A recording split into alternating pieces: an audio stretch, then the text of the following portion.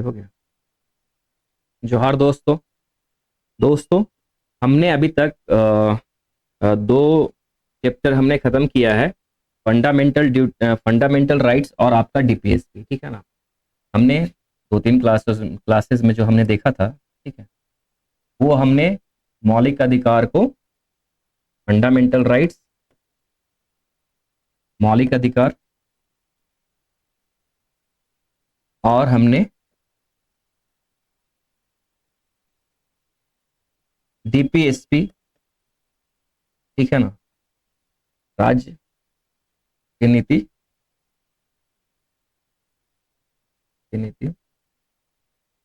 निर्देशक सिद्धांत तो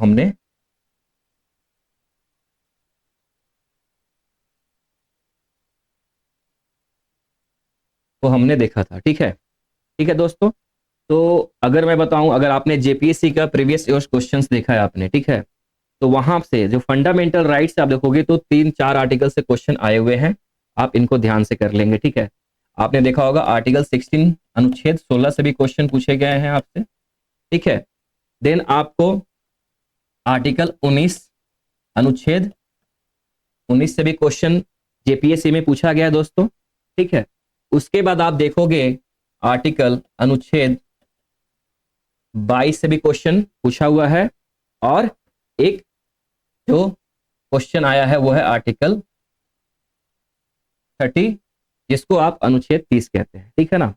तो ये 4 क्वेश्चन अगर आप जेपीएससी का प्रीवियस क्वेश्चन को देखोगे तो मौलिक अधिकार से, फंडामेंटल राइट से आपके 4 क्वेश्चन यहां से पूछे गए हैं दोस्तों, ठीक है। इनको आप मौलिक अधिकार को अच्छे से करके जाएंगे। क्वेश्चन किसी भी आर्टिकल से डायरेक्ट आपसे, इस क्वेश्चन में देखोगे तो डायरेक्ट ही क्वेश्चन पूछा हुआ है चारों आर्टिकल से, कोई ज्यादा इसमें नहीं पूछा हुआ है। इसमें आपसे आर्टिकल 16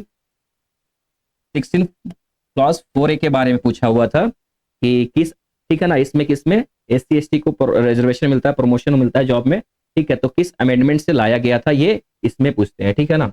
बाकी आर्टिकल 19 और आर्टिकल 22 और 30 ये इससे डायरेक्ट क्वेश्चन यहां से उन्होंने पूछा है। तो हो सकता है कि आपके नेक्स्ट एग्जाम में जो भी 12 से 35 जो मौलिक अधिकार हैं आपके 12 से 35, उसमें किसी से भी एक क्वेश्चन, एक आर्टिकल से आपके एक क्वेश्चन बन सकते हैं, ठीक है। फिर हमने डीपीएसपी को देखा था, ठीक है। डीपीएसपी से आप देखोगे तो आपके जेपीएससी में यहां से 2 आर्टिकल से क्वेश्चन बने हुए हैं, एक आर्टिकल 37, ठीक है, और दूसरा है आपका आर्टिकल अनुच्छेद 44। ये 2 क्वेश्चन आपके यहां से बने हुए हैं दोस्तों, ठीक है। तो आप जब डीपीएसपी करके जाएंगे तो वहां पे भी आप जो आर्टिकल 36 से लेके 51 है डीपीएसपी में, ठीक है ना, इनको आप एक एक आर्टिकल्स को मैंने आपको नोट्स में पढ़ा है, मैंने बताया भी है, देख लीजिएगा और एक आर्टिकल्स को डील करके जाइएगा, पढ़ के जाइएगा, ठीक है ना। कोई भी एक आर्टिकल से, अनुच्छेद से क्वेश्चन बन सकता है दोस्तों, ठीक है। जो आज का हमारा जो नया टॉपिक है, जो नया चैप्टर है, वो आज हम देखेंगे किसके बारे में पढ़ेंगे दोस्तों। हम आज पढ़ने वाले जो हैं, आज पढ़ेंगे हम लोग फंडामेंटल ड्यूटीज और प्रस्तावना, जिसको आप प्रिएम्बल कहते हो, ठीक है, प्रिएम्बल। तो ये भी बहुत ही इंपॉर्टेंट है, यहां से भी क्वेश्चन आपको देखने को मिलते हैं दोस्तों, ठीक है। तो आज हम जो शुरू करेंगे पहला, वो है आपका फंडामेंटल ड्यूटी, ठीक है दोस्तों। तो फंडामेंटल ड्यूटीज बेसिकली आपसे पूछा जाए कि किस आर्टिकल में आता है, तो डायरेक्ट को याद रखेंगे, ये आर्टिकल 51 अनुच्छेद 51A में आता है। और किस पार्ट में आता है, अगर किस भाग में पूछा जाए तो भाग किसमें आता है, ये 4A में आता है, ठीक है। फंडामेंटल ड्यूटीज क्या है दोस्तों? फंडामेंटल ड्यूटीज बेसिकली रिस्पॉन्सिबिलिटी है, ठीक है, जिम्मेदारी है हर एक नागरिक के, ठीक है, किसके प्रति जिम्मेदारी होनी चाहिए, अपने देश के प्रति होनी चाहिए, अपने समाज के प्रति होनी चाहिए, अपने कॉन्स्टिट्यूशन, अपने समाज के प्रति क्या होनी चाहिए, जिम्मेदारी है। आपके मोरल और एथिक्स वैल्यू ड्यूटीज बनता है कि आप अपने देश के प्रति जिम्मेदार रहेंगे, अपने समाज के प्रति जिम्मेदार रहेंगे, अपने संविधान के प्रति जिम्मेदार रहेंगे। यही आपका कहता है फंडामेंटल ड्यूटीज, जिसको आप क्या कहते हैं, इसको आप मौलिक कर्तव्य बोलते हैं। क्या बोलते हैं इसको? मौलिक कर्तव्य, ठीक है, मौलिक कर्तव्य हम इसे बोलते हैं, ठीक है। तो इन चीजों को याद रखिएगा, और इसमें से ये समझना है आपको कि जो फंडामेंटल ड्यूटीज था ओरिजिनली हमारे संविधान में, ठीक है ना, ध्यान देंगे, ओरिजिनली हमारे संविधान में फंडामेंटल ड्यूटीज ऐड नहीं था, ठीक है ना। ओरिजिनली हमारे संविधान में हमारा मौलिक कर्तव्य ऐड नहीं था, हमारे कॉन्स्टिट्यूशन मेकर ने इसको ऐड नहीं किया था स्टार्टिंग में जब हमारा संविधान 1950 को बना था, ठीक है। हमने जो आपका फंडामेंटल ड्यूटीज है, मौलिक अधिकार जो है दोस्तों, हमने कब इसको ऐड किया है? हमने ऐड किया था 42वां संशोधन, ठीक है ना। ठीक है, किस संशोधन से हमने इसको ऐड किया है? हमने इसको ऐड किया है 42 कॉन्स्टिट्यूशनल अमेंडमेंट एक्ट 1976 को, ठीक है ना। इसको याद रखिएगा, हमने इस अमेंडमेंट से हमने फंडामेंटल ड्यूटीज को ऐड किया है दोस्तों। हमने किया है 46 अमेंडमेंट 1976। और फंडामेंटल ड्यूटीज को किस कमिटी ने रिकमेंड किया था? तो आप याद रखिएगा, ये सब क्वेश्चन बन सकता है दोस्तों। तो स्वर्ण सिंह कमेटी जो था आपका, ठीक है ना, स्वर्ण सिंह कमेटी जो थे, ठीक है, स्वर्ण सिंह कमेटी जो बनी थी वो आपके मौलिक कर्तव्य के ऊपर बना था और इन्होंने ही आपके मौलिक कर्तव्य को रिकमेंड किया था कि हमारे संविधान में क्या होना चाहिए? मौलिक कर्तव्य होना चाहिए, ठीक है। तो एक पॉइंट आपको यहाँ पे याद रखना है कि जब आपका स्वर्ण सिंह कमेटी बना था तो उन्होंने कितने फंडामेंटल ड्यूटीज को सजेस्ट किए थे दोस्तों? उन्होंने 8 फंडामेंटल ड्यूटीज को सजेस्ट किए थे। ये बहुत ही फैक्चुअल इंफॉर्मेशन है, ध्यान रखिएगा। लेकिन हमने जब फंडामेंटल ड्यूटीज मौलिक कर्तव्य बनाया था तो हमने कितने फंडामेंटल ड्यूटीज को हमने लाया था? हमने टोटल फंडामेंटल ड्यूटीज 10 अडॉप्ट किए थे, ठीक है ना। लेकिन अगर आपसे प्रश्न ये किया जाए कि बताओ स्वर्ण सिंह कमेटी ने कितने फंडामेंटल ड्यूटीज को रेकमेंड किया था, तो आप क्या बताएंगे? उस समय उन्होंने 8 फंडामेंटल ड्यूटीज को रेकमेंड किया था, लेकिन हमने कितने अडॉप्ट किए थे? 10, ठीक है। ये चीज को आप याद रखिएगा। लेकिन अगर हम जब वर्तमान में बात करेंगे, अगर हम आज के डेट में बात करेंगे तो हमारे देश के संविधान में, ठीक है, भारतीय संविधान में, ठीक है, कितने आपके मौलिक कर्तव्य हैं दोस्तों? आज के डेट में मौलिक कर्तव्य जो हैं वर्तमान में 11 हैं। टोटल 11 फंडामेंटल ड्यूटीज हैं और जो 11 फंडामेंटल ड्यूटीज है दोस्तों वो हमारा कब ऐड किया गया था? इस चीज का ध्यान रखेंगे। ये हमारा 11th जो फंडामेंटल ड्यूटी था दोस्तों, ये 86 कॉन्स्टिट्यूशनल अमेंडमेंट एक्ट 2002 में ऐड किया गया था। ये सब इंपॉर्टेंट फैक्चुअल इंफॉर्मेशन है, यहां से इस सबसे क्वेश्चन बन सकता है दोस्तों, तो इनको आप ध्यान में रखेंगे, ठीक है ना। तो इनको आप ध्यान में रखेंगे। अब हम कुछ फंडामेंटल ड्यूटीज के बारे में कुछ खास बातें हैं जो आपके प्रीलिम्स में आ सकते हैं, ठीक है ना। जेपीएससी के प्रीलिम्स से पूछा जा सकता है। कुछ मैंने पॉइंट्स बनाया है, इन पॉइंट्स को आप याद रख लीजिएगा। ठीक है ना दोस्तों। जैसे कि फॉर आपका जिस तरह से हमने पढ़ा कि जैसे डीपीएसपी क्या था आपका, नॉन जस्टिसेबल इन नेचर था, उसी तरह से आपका जो फंडामेंटल ड्यूटीज है वो भी क्या है? नॉन जस्टिसेबल है, मतलब कि ये कोर्ट के द्वारा इन्फोर्स नहीं किया जाता है, ठीक है। और दूसरा पॉइंट इसमें क्या याद रखना है कि ये सिर्फ नागरिकों के ऊपर लागू होगा, ठीक है, विदेशियों पर नहीं। याद रखेंगे फंडामेंटल ड्यूटीज जो है ना दोस्तों, वो सिर्फ आपके इंडियन नागरिक के ऊपर ही लागू होता है, फॉरेनर के ऊपर लागू नहीं होता है। ये सब पॉइंट्स इंपॉर्टेंट है दोस्तों, ठीक है ना। फिर आप इसमें देखोगे तो ये क्या बात करता है, जो फंडामेंटल ड्यूटीज है बोलते हैं कि ये नैतिक और नागरिक कर्तव्य है जिनका मकसद जिम्मेदार नागरिकता को बढ़ावा देना है, ठीक है। अगर आप इसमें बात करोगे ये फंडामेंटल राइट्स, ठीक है, वो बैलेंस करता है किसको? ये फंडामेंटल राइट्स वो समाज और देश के प्रति कर्तव्यों के साथ बैलेंस करता है। कौन? फंडामेंटल ड्यूटी, ठीक है। इसमें से जो और एक नेक्स्ट पॉइंट याद रखिएगा, अगर बात हम ये करें कि हमारा फंडामेंटल ड्यूटीज हमने कहां से अडॉप्ट किया था दोस्तों, तो फंडामेंटल ड्यूटीज जो है हमने यूएसएसआर से लिया था, ठीक है। आज के डेट में आप यूएसएसआर को क्या बोलते हो? आज के डेट में हम यूएसएसआर को बोलते हैं रशिया, ठीक है ना। इसको हम बोलते हैं यूनियन ऑफ सोवियत सोशलिस्ट, ठीक है, यूएसएसआर को बोलते हैं। और हमने यहीं से आपका फंडामेंटल ड्यूटीज जो है मौलिक कर्तव्य हमने लिया था। अब ये क्या है? हम यूएसएसआर को अब किस नाम से जानते हैं? रशिया के नाम से जानते हैं, रूस के नाम से जानते हैं दोस्तों, ठीक है। और डॉक्टर अंबेडकर साहब ने भी कहा था कि ने ओरिजिनल संविधान में कर्तव्यों को शामिल नहीं किया था, उन्होंने अधिकारों पर ज्यादा ध्यान दिया था। वो मैंने बात किया था कि हमारे कॉन्स्टिट्यूशनल जो मेकर हैं वो उन्होंने आपके फंडामेंटल जो ड्यूटीज हैं उन्होंने ओरिजिनली जब हमारा 1950 में संविधान बना था उस समय वहां पे उन्होंने लागू नहीं किया था। ठीक है, हमने कब लागू किया है? हमने 1976 में आपके फंडामेंटल ड्यूटीज को लागू किया है। ठीक है दोस्तों, तो अब हम वन बाय वन देखेंगे कि 11 हमारे भारतीय संविधान में कितने फंडामेंटल ड्यूटीज हैं दोस्तों। हमारे संविधान में टोटल जो मौलिक कर्तव्य हैं वो 11 हैं। ठीक है, और ये 11 आपको याद होने चाहिए। यहाँ 11 फंडामेंटल ड्यूटी से किसी भी एक ड्यूटीज के ऊपर, एक कर्तव्य के ऊपर आपका प्रश्न आ सकता है। ये किसके बारे में बात करता है? ठीक है ना, जैसे आपका यूपीएससी में देखोगे तो डिफेंड पब्लिक प्रॉपर्टी, ठीक है ना, यहां से क्वेश्चन यूपीएससी में पूछा गया है।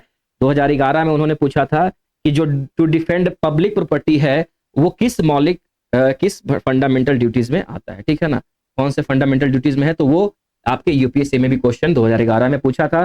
तो ऐसे क्वेश्चन, फैक्चुअल क्वेश्चन यहां से भी बन सकते हैं। 11 का 11 फंडामेंटल ड्यूटीज, मौलिक कर्तव्य आपको याद होने चाहिए। ठीक है, तो दोस्तों हम पहला मौलिक कर्तव्य देखते हैं कि पहला मौलिक कर्तव्य क्या बात करता है। ठीक है ना, पहला मौलिक कर्तव्य बोलता है कि संविधान का पालन करना। ठीक है ना, क्या बात करते हैं ये?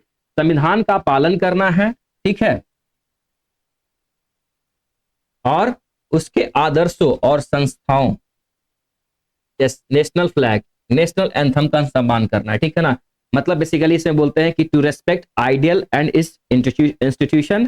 ठीक है, फिर आपके नेशनल फ्लैग को भी रेस्पेक्ट करना है, फिर आपके नेशनल एंथम को भी सम्मान करना है, रेस्पेक्ट करना है। ठीक है, तो अगर आपसे प्रश्न करें कि बताओ कि किस फंडामेंटल ड्यूटीज में, ठीक है, किस में लिखा हुआ है कि आपका संविधान का पालन करना है, ठीक है, आपके आदर्शों, आइडियल्स और इंस्टीट्यूशन का रेस्पेक्ट करना है, नेशनल एंथम का रेस्पेक्ट करना है और नेशनल फ्लैग का रेस्पेक्ट करना है, तो ये आपके आर्टिकल 51A क्लॉज ए में 1 में बात किया गया है। इसको याद रखेंगे। ठीक है ना, उदाहरण समझिए, फोर्स जैसे सिनेमा हॉल, स्कूल या स्पोर्ट्स इवेंट में नेशनल एंथम बजने पर सम्मान से खड़े होना। ठीक है, जैसे आप आजकल अगर आप मूवी देखने जाते हैं, सिनेमा हॉल जाते हैं, तो वहां पे नेशनल एंथम बजता है, और जैसे ही नेशनल एंथम बजता है दोस्तों, हमारा राष्ट्रीय गान जो बजता है, ठीक है, हम क्या करते हैं, उस समय हम लोग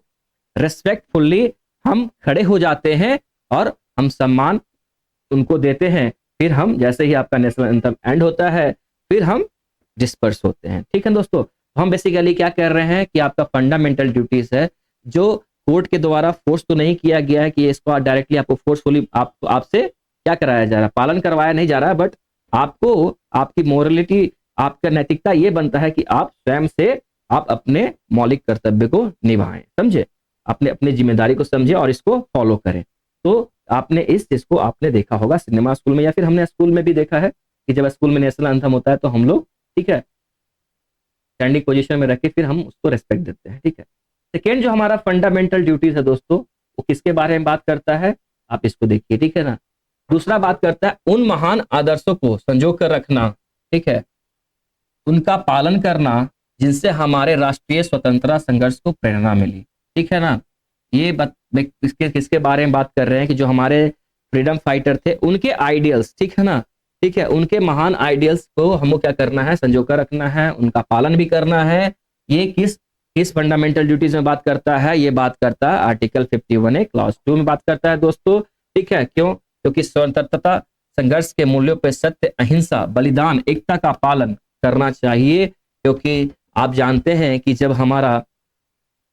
हम जब अपने फ्रीडम के लिए लड़ रहे थे, तो हमारे बहुत सारे फ्रीडम फाइटर ने हमारे देश के लिए बलिदान दिया है। ठीक है, उन्होंने अपने आदर्शों को मतलब उसको मतलब उस पर काम करते हुए आगे बढ़े हैं। ठीक है, तो उनके ही हम जितने भी जो आदर्श हैं, जिनके उनके थॉट्स, विचार हैं, उनको हमें क्या करना चाहिए, पालन करते हुए उनको हमें याद करके आगे बढ़ते रहना चाहिए और उनको हमें रिस्पेक्ट भी करना चाहिए। जैसे फॉर एग्जांपल गांधी जी ने क्या कहा था, गांधी स्वच्छता और आत्मनिर्भरता के आदर्शों का सम्मान करने के लिए स्वच्छ भारत अभियान या आजादी का अमृत महोत्सव कार्यक्रम में भाग लेना। ठीक है ना, तो गांधी जी बेसिकली आप देखोगे तो स्वच्छ भारत के प्रति ज्यादा उनका लगाव था, वो स्वच्छता के ऊपर ज्यादा काम करते थे दोस्तों। ठीक है, नेक्स्ट जो हमारा फंडामेंटल ड्यूटीज है वो थर्ड किसके बारे में बात करता है दोस्तों, वो बात करता है आपका भारत की संप्रभुता, ठीक है ना।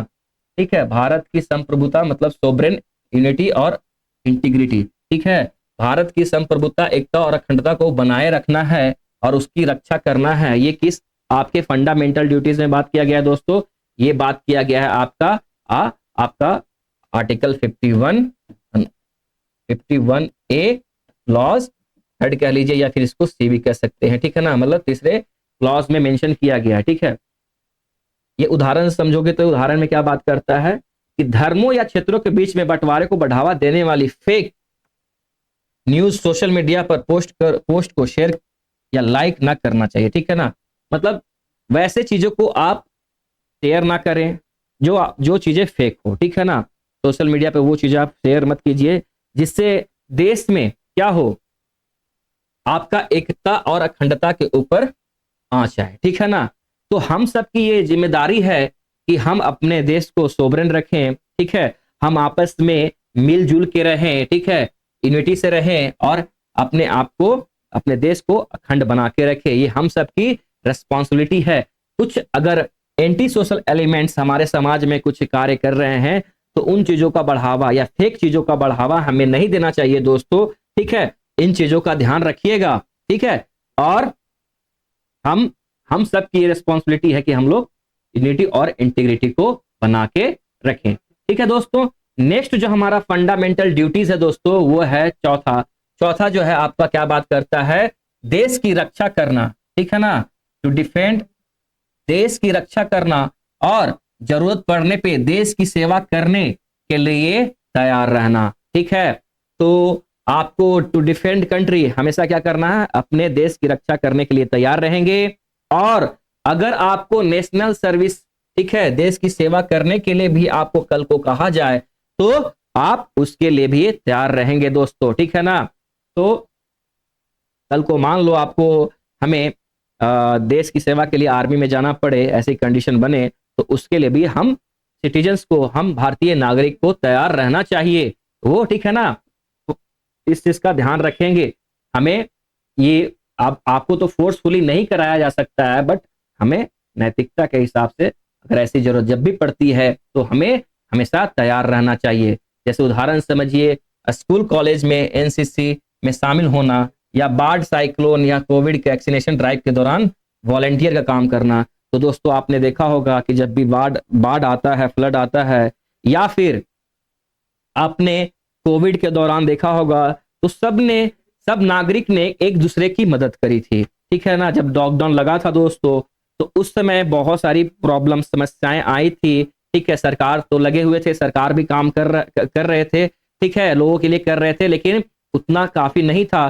तो हम नागरिकों ने भी हम एक अपनी ड्यूटी समझे और हमने सब एक दूसरे नागरिकों की हमने कोविड के दौरान भी जितनी सहायता पहुंचा सकते थे हमने किया। आपने खासकर कभी न्यूज में सुना होगा कि टेम्पो वालों ने उस समय, अगर मान लो कि कोविड के दौरान आपका एम्बुलेंस काम नहीं कर रहा था या फिर वो ज्यादा मात्रा में नहीं थे अवेलेबल, तो उस समय बहुत सारे कुछ ऑटो वालों ने भी क्या किया था, फ्री में जो कोविड के पेशेंट हुआ करते थे उनको हॉस्पिटल लेके गए थे दोस्तों। ये चीजें हमने कहाँ देखा था, कोविड के दौरान। कोविड जो हमारे पैंडेमिक हमारे देश में आया था तो हमने वहां पे देखा था कि हमने भाईचारे के साथ मिलके हमने सबकी एक दूसरे की सहायता करी थी दोस्तों, ठीक है। तो ये जो चीजें हैं हमें आपको जो आपका फंडामेंटल ड्यूटीज क्या है, फोर्थ है, ये सब चीजें आपको याद रखना है कि कभी कभी हमें देश की सेवा करना भी पड़ सकता है। अगर ऐसी स्थिति आती है तो हम इन चीजों के लिए भी तैयार रहेंगे और हम भारतीय नागरिक है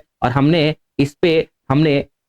इस पे काम करके भी दिखाया है हमारे लोगों ने, ठीक है। तो हम कभी भी अपने रेस्पॉन्सिबिलिटी से भारतीय नागरिक जो होते हैं वो पीछे नहीं हटते हैं दोस्तों।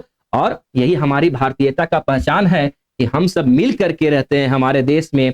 हमारे देश में बहुत तरह के धर्म रहते हैं, एग्जिस्ट करते हैं, बहुत तरह के लैंग्विस्टिक लोग हैं, इतनी ग्रुप हैं, ठीक है ना। हम लोग डाइवर्स कंट्री हैं, हमारे कंट्री जो ऐसा है डाइवर्स कंट्री है, फिर भी हम एक दूसरे को हम एक अपने आपस में यूनिटी बना के रखते हैं दोस्तों, ठीक है। नेक्स्ट जो हमारा फंडामेंटल ड्यूटीज है दोस्तों वो है भारत के सभी लोगों के बीच, ठीक है ना। ये क्या कहता है, पांचवा ड्यूटीज दोस्तों, और कर्तव्य क्या कह रहा है आपसे कि भारत के सभी लोगों के बीच धार्मिक, भाषाई, क्षेत्रीय या सेक्शन की अलग अलग राय से ऊपर उठकर सद्भाव और भाईचारे की भावना को बढ़ावा देना है, महिलाओं के इज्जत के खिलाफ कामों को छोड़ना है। ठीक है, मतलब इसमें आपको क्या कहते हैं, ब्रदरहुड की बात करते हैं भाई साहब। ठीक है, आपस में क्या करना है, भाईचारे से रहना है। ठीक है ना, आपस में झगड़ा नहीं करना है दोस्तों, जितना हो सकता है हम एक दूसरे के साथ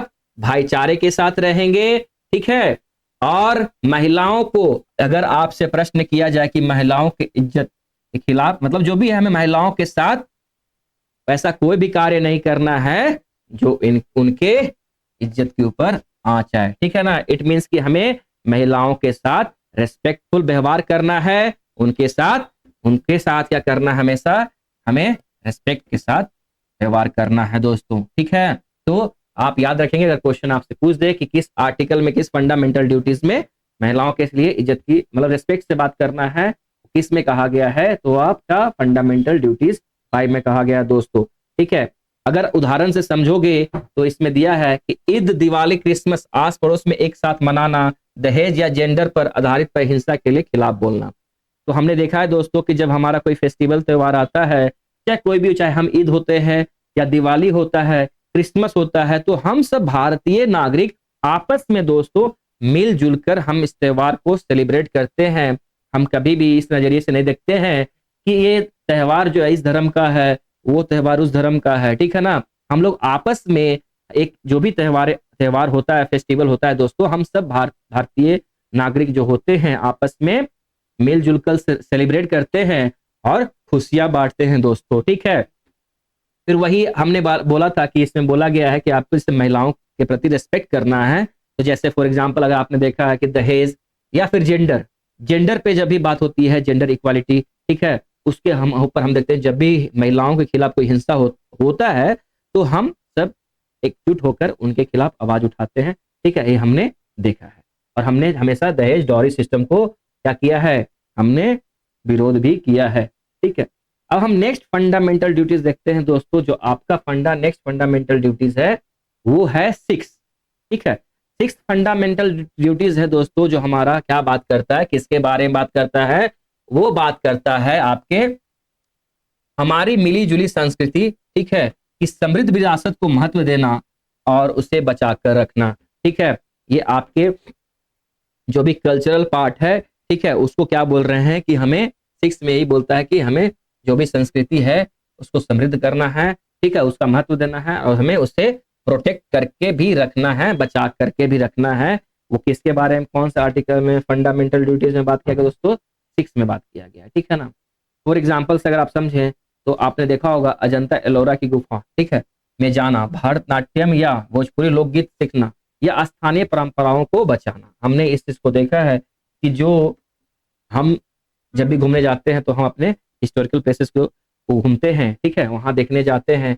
अगर आपको कोई भी चीजें, जैसे हमारा जो डांसेस होते हैं, जैसे भारतनाट्यम जैसे डांस है, किसी को भी सीखना है तो हम उस चीज को सीखते हैं। ये हमारे सारे क्या है, कल्चरल चीजें हैं। आप इन चीज को प्रोटेक्ट करके रखेंगे दोस्तों। ठीक है ना, नेक्स्ट जो हमारा फंडामेंटल ड्यूटीज है दोस्तों वो है 7 किसके बारे में बात करता है दोस्तों, 7 जो फंडामेंटल ड्यूटीज है, मौलिक कर्तव्य है दोस्तों, वो बात करता है जंगल, झील, नदियां और जंगली जानवरों समेत प्राकृतिक पर्यावरण की रक्षा करना और उसे बेहतर बनाना और जीवों के प्रति दया रखना। ठीक है ना, ये जो आपका 7 फंडामेंटल ड्यूटीज जो है दोस्तों, बेसिकली, ठीक है, आपको जितने भी जंगल हैं, फॉरेस्ट, झील, लेक, नदियां, जंगली जानवरों को प्रति क्या करना है, हमें ये मतलब इन्वायरमेंट को प्रोटेक्ट करना है।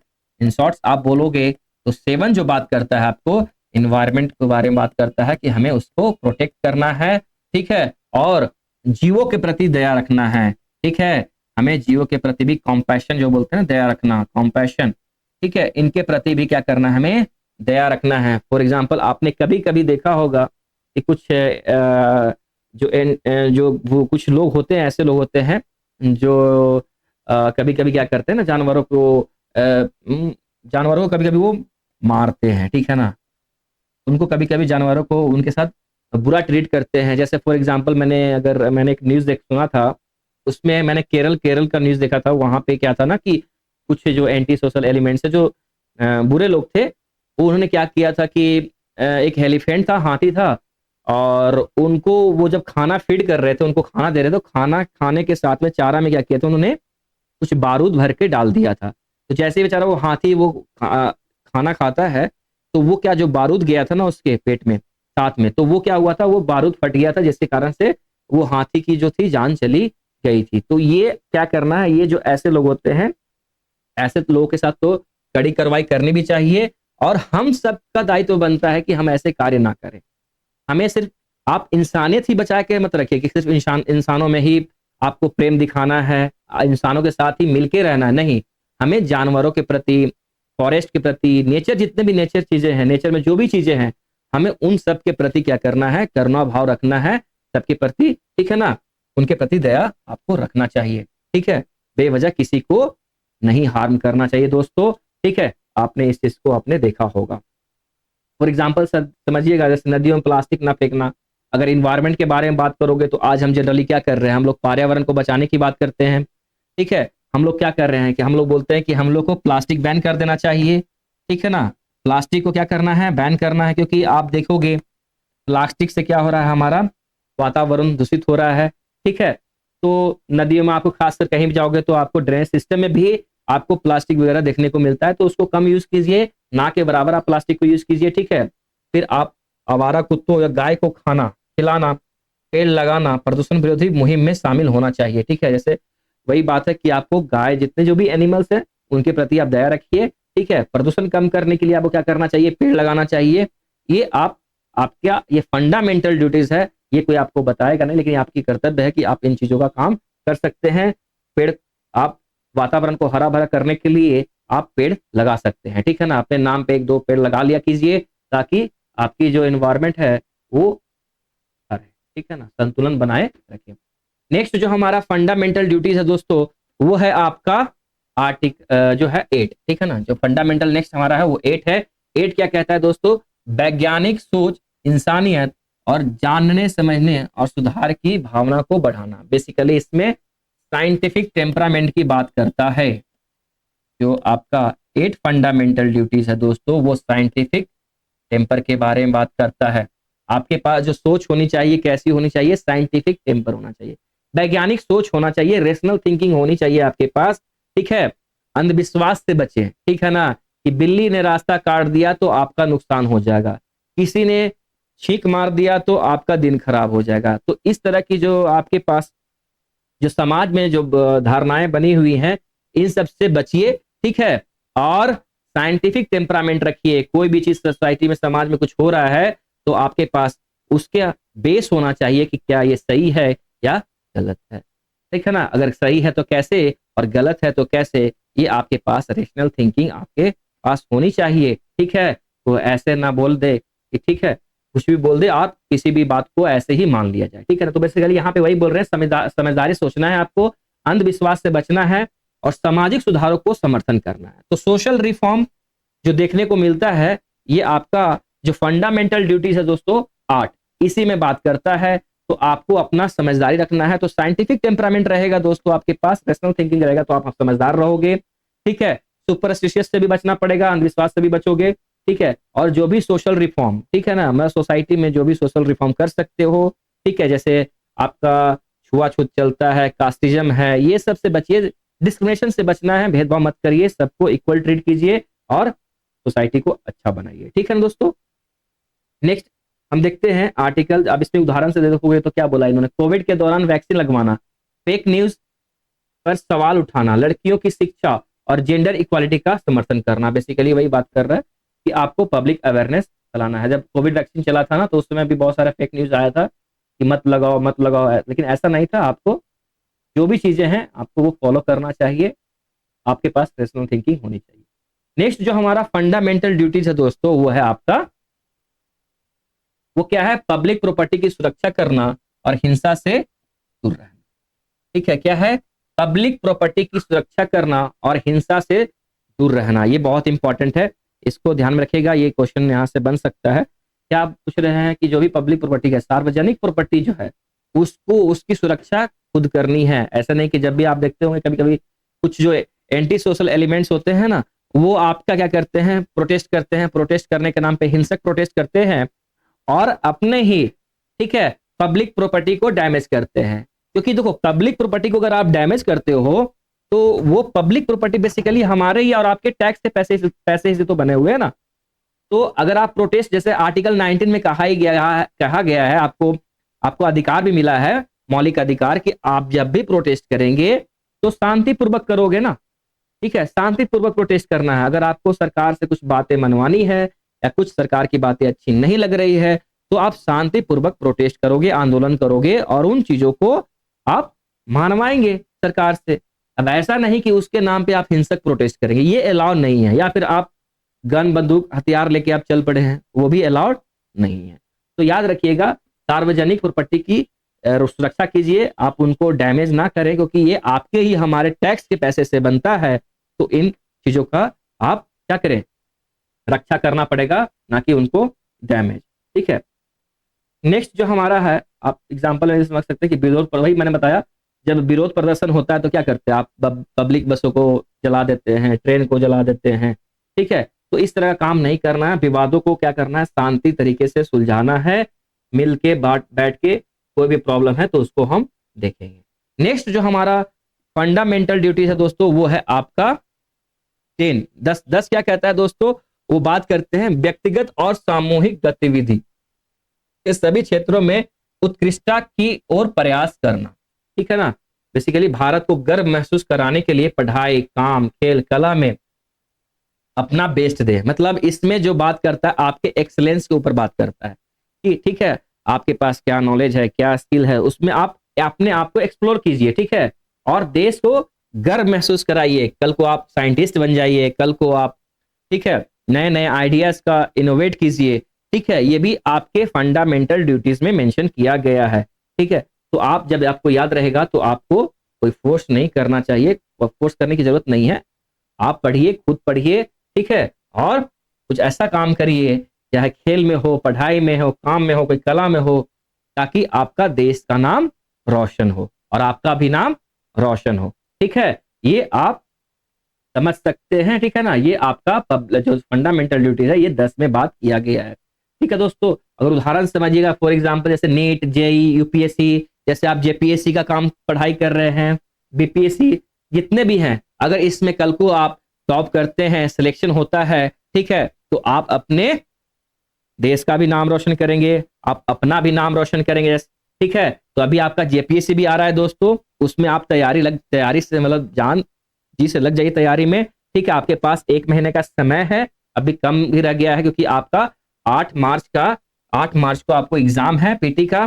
तो हम लोग भी उसी क्षेत्र में काम कर रहे हैं आपके लिए। ठीक है ना, कि आपको 1 महीने के अंदर आपको हम पीटी के लिए ऐसा कर दे कि आपको वहां से यहाँ से क्वेश्चन आपको देखने को मिले और हमारे तरफ से कुछ सहायता आपको हो सके। ठीक है ना, तो आप अपने पढ़ाई में लग जाइए। ठीक है, जेपीएससी एग्जाम आने ही वाला है 8 मार्च को, और आप लोग तैयारी अच्छे से करिए। ठीक है ना, नेक्स्ट जो हमारा फंडामेंटल ड्यूटीज है दोस्तों, वो है 11th। और 11th में मैंने बताया था पहले कि ओरिजिनली हमारे जो आपका फंडामेंटल ड्यूटीज 76 में 1976 में लाया गया था, उस समय कितने थे, उस समय टोटल 10 थे। ठीक है ना, लेकिन 11th जो था आपका फंडामेंटल ड्यूटीज दोस्तों, ये कब ऐड किया गया था, 11th जो आपका फंडामेंटल ड्यूटी है, ये 86th अमेंडमेंट, ठीक है ना, 2002 में ऐड किया गया था। इसका ध्यान रखिएगा। और ये जो 11th फंडामेंटल ड्यूटी है दोस्तों, ये किसके बारे में बात करता है, ये बात करता है 6 से 14 साल की उम्र के अपने बच्चे या जैसा भी मामला हो, वार्ड को पढ़ाई के मौके देने वाला माता पिता या गार्जियन कौन। बेसिकली इसमें बोलते हैं कि गार्डियन की रिस्पॉन्सिबिलिटी है कि अपने जो बच्चे हैं, 6 से 14 साल के बच्चे जो हैं, वो इस उम्र के बच्चों को क्या करेंगे, वो आप एजुकेशन प्रोवाइड कर सकते हैं। ठीक है ना, इसमें माता पिता, गार्जियन जो है अपने 6 से 14 साल के बच्चों को क्या करेंगे, स्कूल भेजना चाहिए, बकाया कि वो अपने साथ कोई काम पे ले जाए, काम करवाएं। ठीक है ना, तो आपके लिए एक कानून भी बना हुआ है, जैसे आपने राइट टू एजुकेशन एक्ट 2009 में बना हुआ था। ठीक है, उसमें तहत बच्चों को क्या करना है, सरकारी स्कूलों में आपको एडमिशन कराना है, उन्हें पढ़ाई छोड़ने के लिए मजबूर नहीं करना है। ठीक है, तो इसमें आपने देखा है कि 11th में हमारा 11th जो फंडामेंटल ड्यूटी है, आप हमारे देश में हर स्टेट राज्य में क्या है सरकारी स्कूल बना हुआ है, तो आप जो भी बच्चे आपके 6 से 14 साल के आयु के बच्चे हैं उनको आप स्कूल भेजिए, स्कूल भेजने के लिए प्रेरित कीजिए, ना कि आप उनको पढ़ाई छोड़ने में मजबूर करिए या फिर आप उनको अपने साथ काम पे ले जाइए। ये काम नहीं करना है, ये पेरेंट्स की जिम्मेदारी बनती है दोस्तों।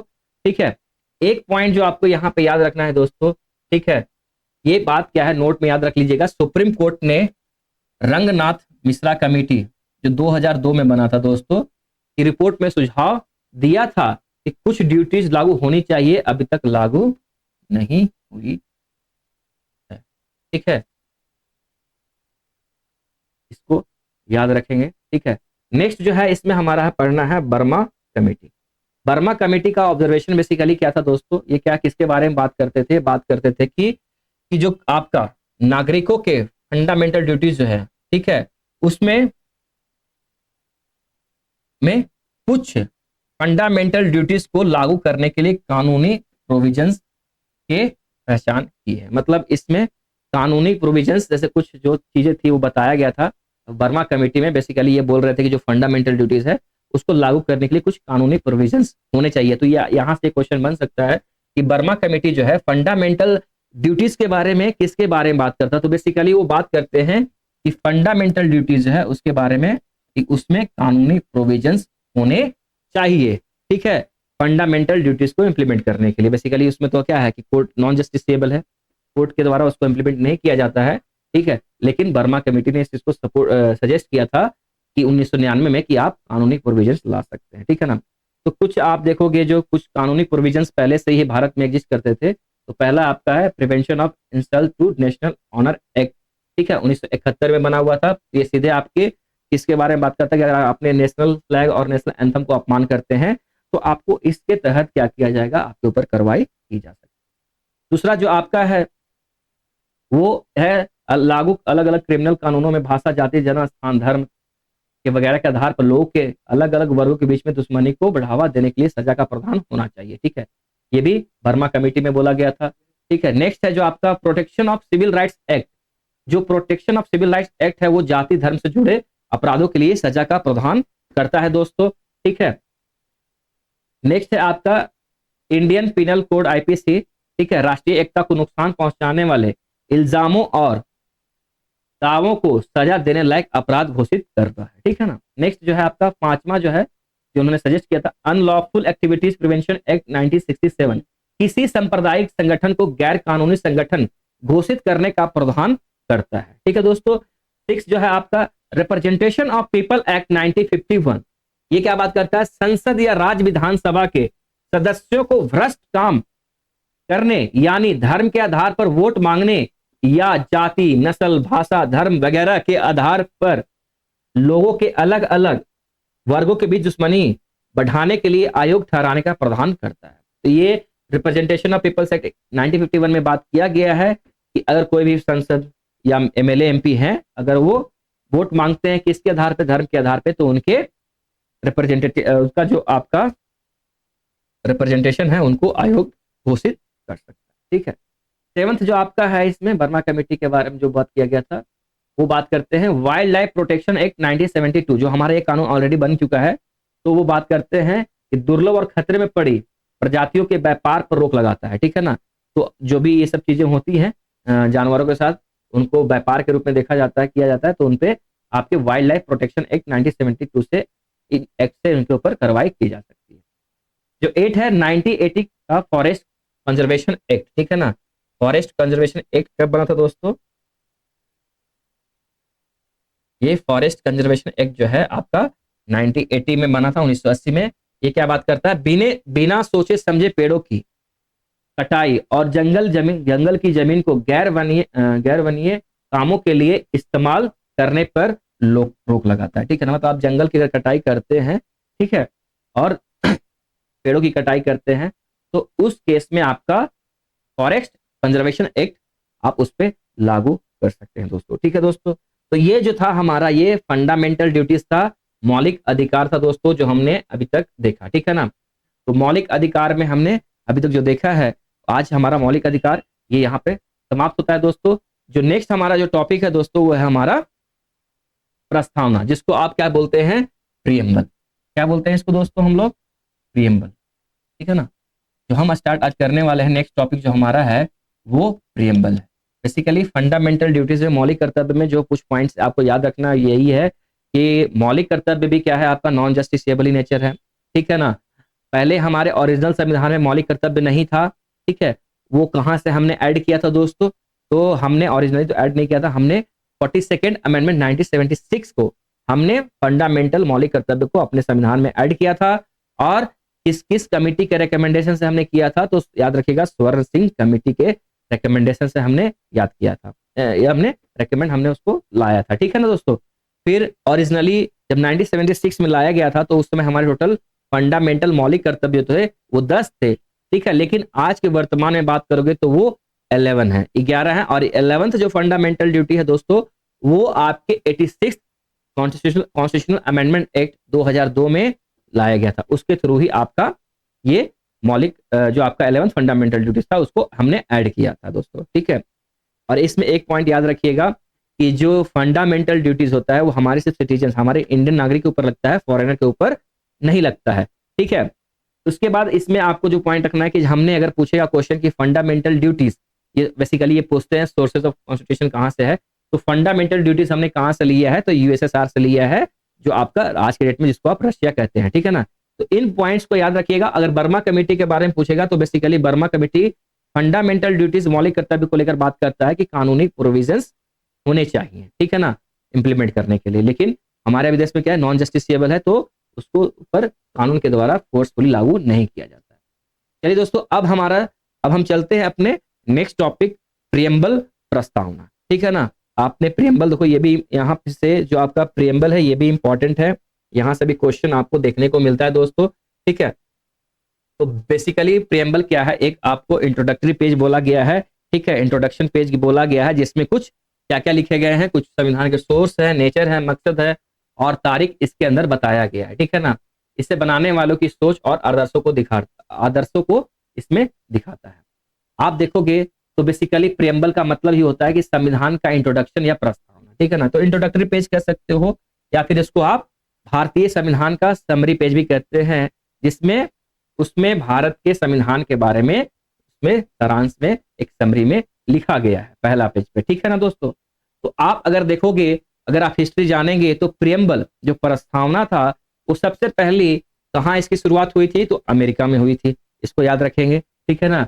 जो प्रियम्बल की शुरुआत जो हुई थी सबसे पहली, वो कहाँ की गई, वहां कहाँ किया गया था दोस्तों, वो किया गया था अमेरिका में, ठीक है ना। एक जाने माने न्यायविद और संविधान विशेषज्ञ, याद रखना इसको, इस पॉइंट को याद रखिएगा, ठीक है ना। जो N.A. पालखीवाला जी हैं, इन्होंने क्या कहा था, ये पूछ सकते हैं कोटेशन देके कि N.A. पालखीवाला ने क्या कहा था, जो कि एक क्या थे, जाने माने न्यायविद और संविधान के एक्सपर्ट थे। उन्होंने कहा था प्रियम्बल को क्या बोला था, संविधान का पहचान पत्र बोला था। ये क्वेश्चन मेरे हिसाब से इंपॉर्टेंट है, ये बन सकता है यहाँ से कि N.A. पालखीवाला जी ने क्या कहा था प्रियम्बल के बारे में, उन्होंने बताया था कि संविधान का पहचान पत्र कौन है, प्रियम्बल है।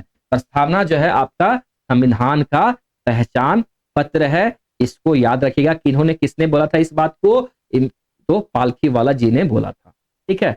अब प्रियम्बल में कुछ आपके इंग्रेडिएंट्स हैं, ठीक है, 4 तरह के आपके इंग्रेडिएंट तत्व हैं, ठीक है, जो हम देखते हैं 1 बाय 1 करके देखते हैं कि इसके अंदर कौन कौन से इंग्रेडिएंट हमारे प्रियम्बल में दिए गए हैं। जो पहला है, संविधान के अधिकार का सोर्स के बारे में बात करता है, ठीक है ना, ठीक है, कि संविधान के अधिकार का सोर्स क्या है। तो प्रियम्बल में कहा गया है कि संविधान को भारत के लोगों से अधिकार मिलता है, ठीक है। तो फिर आपने देखा होगा भारत के लोगों से मिलने का मतलब है जो अधिकार मिलता है, जैसे आपने देखा होगा be the people of India. तो बी द पीपल ऑफ, आपने फर्स्ट वर्ड ही वहां पे देखते होंगे कि be the people of India का मतलब है कि जो अधिकार आप देखते हैं, ठीक है, वो किसके हाथों में होता है, वो भारत के जनता के हाथों में होता है, ठीक है। फिर दूसरा जो आपका है वो भारतीय राज्य का स्वरूप, ठीक है, इसमें आपको बताया गया है प्रियम्बल में भारतीय राज्य का स्वरूप कैसा होना चाहिए। तो ये बात करते हैं, ये भारत को एक संप्रभु समाजवादी, सेकुलर, डेमोक्रेटिक, रिपब्लिकन राजनीति वाला देश घोषित करता है। ठीक है, तो इसको अगर आप याद रखिएगा तो एक हम अपनी निमोनिक बना सकते हैं यहाँ पे।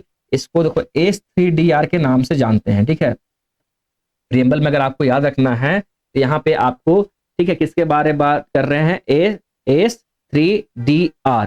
ठीक है, तो S for what, S for आपका सोवरेन हो गया, यहाँ पे 3 एस है। ठीक है, S for sovereign, second S for socialist, ठीक है, second third S for secular. ठीक है, फिर डी फॉर आपका डेमोक्रेटिक जिसको आप, ठीक है, लोकतांत्रिक बोलते हो, और आर फॉर रिपब्लिक जिसको आप लोकतंत्र बोलते हैं। तो इसको आप इन निमोनिक को याद कर सकते हैं। इस चीज को याद करने के लिए संप्रभुता, सोवरेन, सोशलिस्ट समाजवादी, सेकुलर, ठीक है, जिसको आप धर्मनिरपेक्ष बोलते हो, डेमोक्रेटिक जो आपका लोकतांत्रिक हो गया, रिपब्लिकन जो आपको, जिसको आप गणतंत्र बोलते हो। ठीक है दोस्तों, तो इन चीजों का आप याद रखेंगे दोस्तों। ठीक है ना, फिर इसमें जो थर्ड इंग्रेडिएंट है, तत्व है, वो किसके बारे में बात करता है, संविधान के उद्देश्य। इसमें संविधान के उद्देश्य क्या क्या है, तो ये न्याय, इसके बारे में बात करता है दोस्तों। तो न्याय, ठीक है, स्वतंत्रता, समानता, भाईचारे के उद्देश्य के तौर पे बताता है। तो इन कीवर्ड्स को याद रखिएगा। न्याय के बारे में बात करता है, लिबर्टी आप इसको देखते हो, ठीक है, समानता आपका लिबर्टी, स्वतंत्रता हो गया, समानता इक्वालिटी, और भाईचारे ब्रदरहुड के बारे में बात करता है प्रस्तावना। ठीक है दोस्तों, नेक्स्ट आप देखेंगे तो संविधान की अपनाने का तारीख क्या था, तब हमने संविधान को अपनाया था दोस्तों। तो हमने इस पॉइंट को याद रखिएगा, ये यहां से क्वेश्चन बन सकता है कि डेट ऑफ एडॉप्शन क्या था दोस्तों। ठीक है, तब हमने संविधान को एडॉप्ट किया गया था, तो याद रखिएगा ये 26 नवंबर 1949 को, ठीक है, हमने इस तारीख में अपना संविधान एडॉप्ट किया था, हमने अपनाया था दोस्तों। ठीक है, फिर अब देखो प्रस्तावना में कुछ मुख्य शब्द जो दिए गए हैं, फॉर एग्जाम्पल से समझते, पहले समझते हैं। जो पहला शब्द आप देखोगे वहां पे आपका दिया हुआ है, हम भारत के लोग। ठीक है ना, be the people of India, क्या बोलते हैं इसको, be the people of India. ठीक है, इसका मतलब क्या होता है दोस्तों, be the people of India. ठीक है, यहाँ पे आपके पहले ही स्टेटमेंट में बात किया गया कि हम भारत के लोग। ठीक है ना, यहाँ पे एक इंडिविजुअल से भारत नहीं बना है। ठीक है ना, यहाँ पे हम मतलब हम सभी हैं, भारत में रहने वाले जितने लोग हैं वो हम सब ने मिलकर इस भारत का निर्माण किया है। तो इसमें क्या बोलते हैं कि ये शुरुआती शब्द दिखाते हैं कि संविधान को अपनी ताकत और अधिकार सीधे भारत के लोगों से मिलता है। ठीक है ना, किससे मिलता है, भारत के लोगों से। तो यहाँ पे आप देखेंगे तो मेन पावर किसके हाथ में है दोस्तों, अगर आप मेन पावर देखोगे तो यहाँ पे आपका जनता, पीपल, इनके हाथों में पावर दिया गया है। ठीक है, ना तो किसी राजा, विदेशी शासक या दैवीय शक्ति से नहीं आता है। यहाँ पे जो भी आप देखेंगे be the people of India का मतलब यही है कि यहाँ पे जो इस देश में, ठीक है, जो पावर, संविधान की ताकत और अधिकार जो आता है वो सीधे सीधे हम भारत के लोग से आता है, इस देश में रहने वाले जनता के थ्रू आता है। ठीक है ना दोस्तों, इसका मतलब है कि संविधान नागरिकों ने अपने लिए बनाया है, मतलब संविधान जो बना है वो हम सब भारत के लोगों ने मिलकर बनाया है, इसका ख्याल रखेंगे। ठीक है ना, उदाहरण में आप देख सकते हैं, उदाहरण क्या बोलता है, 2024 के लोकसभा चुनाव में 64 करोड़ से ज्यादा भारतीय नागरिकों ने वोट दिया और अपनी सरकार चुनी। यही है हम लोग की सॉवरेनिटी का प्रैक्टिकल मतलब यही होता है। ठीक है ना, तो मतलब हम जब सरकार भी बनाते हैं तो हम क्या करते हैं, हम भारत के लोग मिलके ही सरकार बनाते हैं। ठीक है, हम पार्टिसिपेट करते हैं और जो बहुमत से सरकारें आती हैं वो सरकार जीतती हैं और वो सरकार बनाता है। ठीक है ना दोस्तों, लेकिन मेन पावर किसके हाथ में दिया गया है, जनता के हाथ में, क्योंकि आपके पास राइट टू वोट का पावर है और आप वोट को इस्तेमाल करके आप क्या कर सकते हैं, किसी की भी सरकार बना सकते हैं और किसी की भी सरकार को आप गिरा भी सकते हैं। ठीक है दोस्तों, सेकेंड इसमें जो हमारा कीवर्ड्स है, जो सेकेंड हमें इसमें पढ़ना है वो आपका सॉवरेन।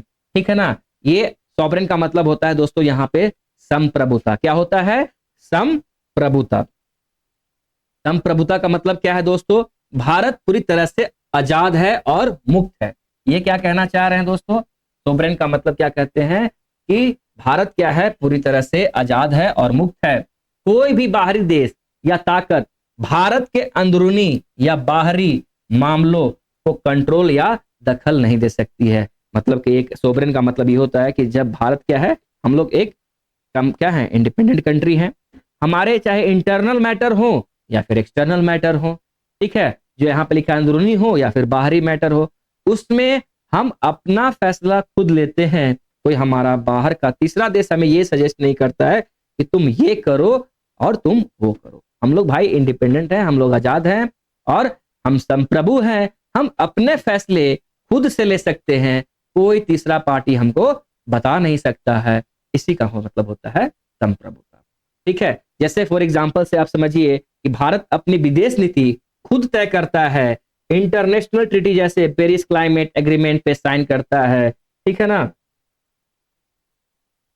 ठीक है, उन्हें छोड़ता है और किसी दूसरे देश से पूछे बिना अपनी रक्षा और डिप्लोमेसी खुद करता है। तो बात वही है सोवरेन का मतलब कि हम, हमारी जो इच्छा है, हम जो चाहेंगे हम वही करेंगे, ठीक है ना। अगर हमको किसी के साथ रहना है, किसके साथ व्यापार करना है, किसके साथ व्यापार नहीं करना है, वो डिसीजन हम लेंगे। हमारी फॉरेन पॉलिसी है, हम इंडिपेंडेंट है, स्वतंत्र हैं। हम जिसके साथ हम चाहेंगे व्यापार करेंगे, जिसके साथ हमारी इच्छा नहीं होगी व्यापार करने की, हम व्यापार नहीं करेंगे। हम किसी और कंट्री के सामने, और कंट्री जैसा जो होता है ना, कभी तीसरे पार्टी जैसा, फॉर एग्जांपल आप पाकिस्तान को देख लो, ठीक है ना। तो पाकिस्तान हमेशा उसका जो फॉरेन पॉलिसी देखोगे तो क्या है, वो इंडिपेंडेंट नहीं दिखता है, कहीं ना कहीं वो तीसरे कंट्री के साथ ही चलता है। जैसे पूरा अमेरिका उसको प्रेशराइज करता है, तो उसके हिसाब से वो काम करता है, ठीक है। नेक्स्ट जिसमें कीवर्ड्स है दोस्तों आपका, वो है थर्ड जो है आपको पढ़ना है इसमें, सोशलिस्ट। क्या है दोस्तों? सोशलिस्ट। सोशलिस्ट का मतलब यहाँ पे देखोगे तो याद रखना, जो इसमें सोशलिस्ट जो वर्ड है वो आपका 42वां संशोधन से जोड़ा गया था। मैं आपको लास्ट में बताऊंगा, नोट्स में मैंने उसको करा रखा है कि 42वां संशोधन से आपके प्रियम्बल में 3 शब्द जोड़े गए थे दोस्तों, ये याद रखिएगा, ये इंपॉर्टेंट है, हम बताएंगे लास्ट में भी, आपको नोट्स में मिल जाएगा। तो 3 शब्द जोड़े गए थे, सोशलिस्ट, सेकुलर और इंटीग्रिटी। ये 3 शब्द किस अमेंडमेंट से जोड़े गए थे प्रियम्बल में दोस्तों? प्रस्तावना में, वो 42nd अमेंडमेंट 1976 में। तो सोशलिस्ट जो वर्ड है दोस्तों, ये इसका मतलब क्या होता है? मतलब क्या होता है दोस्तों? राज्य आर्थिक असमानता को कम करने, ठीक है, सभी लोगों की भलाई को बढ़ावा देने, पैसे और रिसोर्स का सही बंटवारा पक्का करने के लिए कमिटेड है। डेमोक्रेटिक सोशलिज्म, ठीक है, एक्सट्रीमिज्म कम्युनिज्म नहीं, ठीक है। तो बेसिकली हम लोग सोशलिस्ट के ऊपर फोकस करते हैं। यहाँ पे ये मतलब होता है सोशलिज्म का, आपने आइडियोलॉजी पढ़ा होगा तो वहां पे मतलब यही होता है सोशलिज्म में कि ठीक है, कि रिसोर्सेज के ऊपर कंट्रोल सरकार का होगा और सरकार देखेगी कि सभी के पास समानता के साथ, ठीक है ना, रिसोर्सेज सभी के पास पहुंचना चाहिए। किसी खास किसी एक व्यक्ति के पास सारा रिसोर्स नहीं होना चाहिए, ठीक है ना। तो सोशलिज्म, और सोशलिज्म में ही आप देखोगे तो वेलफेयर स्टेट का बारे में बात करता है कि हमको किस तरह का स्टेट बनाना है। तो वेलफेयर स्टेट बनाना है, ठीक है, कल्याणकारी राज बनाना है, मतलब सबके पास सुविधा होनी चाहिए, सबके पास रिसोर्सेज होनी चाहिए, ठीक है। तो अगर आप एग्जाम्पल समझोगे तो मनरेगा को आपने देखा ही होगा, ठीक है, मनरेगा का नाम चेंज हो चुका है, ठीक है। तो मनरेगा में पहले क्या होता था दोस्तों? 100 दिन की उसमें काम की गारंटी मिलती थी, ठीक है। फिर आयुष्मान भारत आपने देखा होगा, गरीब लोगों के लिए क्या था? हेल्थ इंश्योरेंस था। पीएम गरीब कल्याण अन्न योजना आपने देखा है, उसमें क्या है? गरीबों के लिए मुफ्त राशन दिया जा रहा है दोस्तों, ठीक है। ये सब चीजें क्या शो करता है कि हम अपने लोगों के लिए काम कर रहे हैं, वेलफेयर के लिए काम करते हैं, ठीक है ना दोस्तों। नेक्स्ट जो हमारा जो शब्द है वो है आपका सेकुलर, ठीक है ना। सेकुलर का मतलब होता है दोस्तों धर्म निरपेक्ष, ठीक है। हमारा जो भारत कैसा कंट्री है?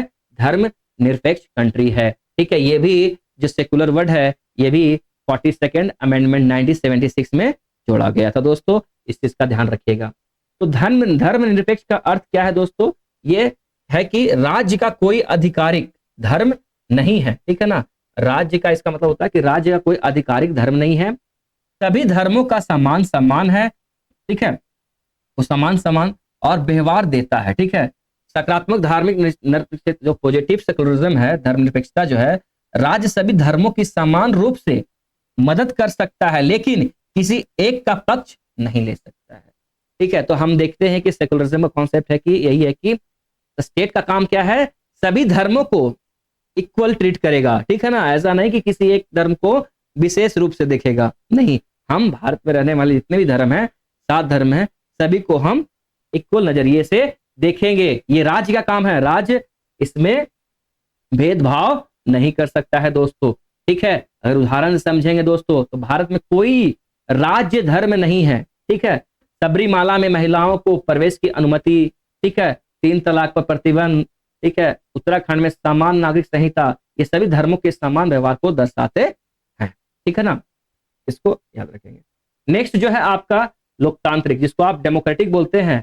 ठीक है ना, डेमोक्रेटिक, तो भारत कैसा राज्य है, एक तरह का डेमोक्रेटिक कंट्री है दोस्तों। ठीक है, तो लोकतांत्रिक का मतलब क्या होता है दोस्तों, लोकतांत्रिक का अर्थ है सरकार लोगों के द्वारा चुनी जाती है। ठीक है ना, जिसको डेमोक्रेटिक में हम बात करते हैं कि representatives chosen bye there people. ठीक है ना, पीपल क्या करते हैं, जनता क्या करती है, अपने सरकार को, अपने कैंडिडेट को, ठीक है, रिप्रेजेंटेटिव्स को चुनती है और सत्ता का प्रयोग सभी नागरिकों के लिए समान राजनीतिक अधिकारों के साथ स्वतंत्र और निष्पक्ष चुनाव के माध्यम से किया जाता है। इससे वही बात है कि हमारे यहाँ फ्री एंड फेयर इलेक्शन होता है। हम फ्री एंड फेयर इलेक्शन के तहत क्या करते हैं दोस्तों, हम निष्पक्ष चुनाव कराते हैं और जो भी सरकार चुनी जाती है जनता के द्वारा, उसको हम मानते हैं।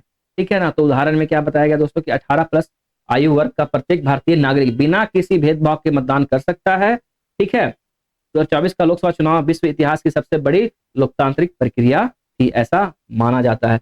तो आप जानते हैं कि राइट टू वोट, ठीक है ना, राइट टू वोट जो है, जब आप 18 साल के हो जाते हैं तो आपको राइट टू वोट मिलता है। ठीक है, इससे पहले आप जाइएगा तो जो हमारा राइट वोटिंग एज था वो 21 ईयर्स था दोस्तों। कितना था ये, हमारा पहले वोटिंग एज जो था 21 ईयर्स था और 21 साल था, और इसको किस अमेंडमेंट से लाकर हमें फिर से हमें 18 साल किया गया था, मतलब किस अमेंडमेंट से इसको कम किया गया था, तो इसको याद रखिएगा 61st अमेंडमेंट से आपके वोटिंग एज को 21 से 18 साल कर दिया गया था। इस चीज का याद रखिएगा, ये क्वेश्चन बन सकता है दोस्तों, इसको आप ध्यान रखेंगे। ठीक है ना, तो अभी कितना एज है वोटिंग एज, वोटिंग एज आपका जो है 18 साल है, पहले 21 साल का था, 61st अमेंडमेंट से इसको कम करके 18 साल कर दिया। नेक्स्ट जो है दोस्तों आपका गणतंत्र, जिसको आप रिपब्लिक कहते हैं। ठीक है ना, रिपब्लिक का मतलब क्या है दोस्तों, ठीक है, रिपब्लिक जिसको आप गणतंत्र बोलते हैं, ये क्या कहता है, गणतंत्र का मतलब, रिपब्लिक का मतलब होता है कि जो आपके हेड ऑफ द स्टेट होते हैं ना दोस्त, जैसे head of the state Bharat में हमारे जो हेड ऑफ द स्टेट है वो है प्रेसिडेंट, राष्ट्रपति हैं, तो वो जनता के द्वारा चुने जाते हैं, ना कि किसी किंग और क्वीन। वो हेरिडेटरी नेचर नहीं होता है, जैसे आप इंग्लैंड में जाइएगा तो वहां पे राजा और रानी होती हैं हेड ऑफ द स्टेट, लेकिन भारत में जो हेड ऑफ द स्टेट है वो प्रेसिडेंट है, राष्ट्रपति हैं, और वो प्रत्यक्ष कह लो, इनडायरेक्ट कह लो, या इनडायरेक्ट रूप से क्या होते हैं, जनता के द्वारा चुने जाते हैं दोस्तों। इन चीज को याद रखिएगा। मेरे हिसाब से एक क्वेश्चन आपसे कर सकते हैं कि रिपब्लिक में हेड ऑफ द स्टेट कौन होता है, तो हेड ऑफ द स्टेट हमारे देश में प्रेसिडेंट होते हैं, हमारे देश के राष्ट्रपति होते हैं दोस्तों, और ये जनता के द्वारा चुने जाते हैं। ठीक है, चाहे वो डायरेक्टली हो या फिर इनडायरेक्टली। ठीक है ना, फिर आप अगर उदाहरण समझिए तो भारत के राष्ट्रपति का चुनाव एक निर्वाचक मंडल, सांसद प्लस विधायक के द्वारा किया जाता है, जो ब्रिटेन में राजा या रानी की तरह सत्ता में पैदा नहीं हो। वही मैंने बात किया कि भारत में जो हमारे राष्ट्रपति चुने जाते हैं, ठीक है, वो बेसिकली चुने किसके द्वारा जाते हैं, एमपी और एमएलए के द्वारा चुने जाते हैं। ठीक है, लेकिन अगर आप ब्रिटेन में जाइएगा, ठीक है, वहां पे राजा रानी होते हैं। ठीक है, वो हेरिडेटरी नेचर उनका चलता है, उनको जनता के द्वारा उन्हें चुना नहीं जाता है, तो उनको हम रिपब्लिक नहीं कहेंगे दोस्तों। ठीक है ना, नेक्स्ट जो हमारा कीवर्ड है वो है, प्रीएम्बल में आप प्रस्तावना देखोगे तो न्याय के बारे में बात करता है, जस्टिस के बारे में बात करता है दोस्तों। तो जस्टिस आप देखेंगे तो यहाँ पे 3 तरीके का जस्टिस होता है। ठीक है ना दोस्तों, आपका पहला है सामाजिक, दूसरा आर्थिक और तीसरा राजनीतिक, सोशल जस्टिस, इकोनॉमिक जस्टिस और पॉलिटिकल जस्टिस। ये आपके प्रेम्बल में भी बात किया गया है, ठीक है।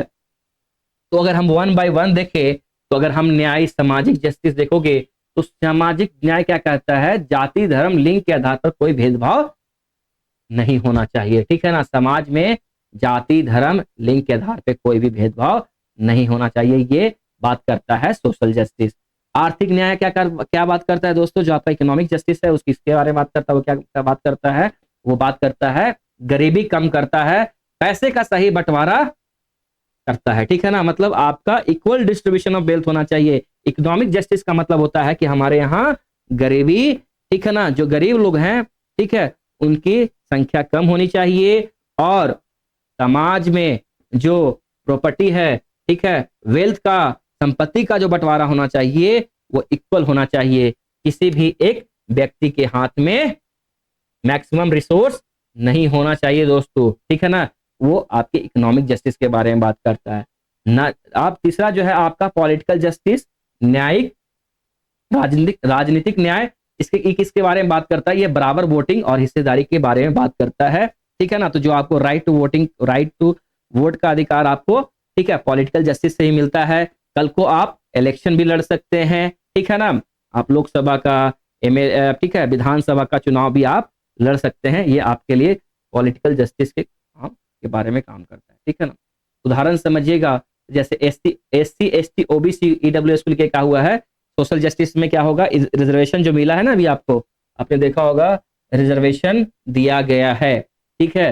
तो रिजर्वेशन का कॉन्सेप्ट अगर आप देखेंगे दोस्तों, तो ये किसके बारे में बात हो जाएगा, ये आपके सोशल जस्टिस के बारे में बात है, ठीक है ना। तो आपने अगर भारत देश में देखा होगा कि रिजर्वेशन क्राइटेरिया भी क्या है, एससी को कितना मिलता है दोस्तों, शेड्यूल कास्ट को कितना भी रिजर्वेशन मिलता है, 15% मिलता है दोस्तों।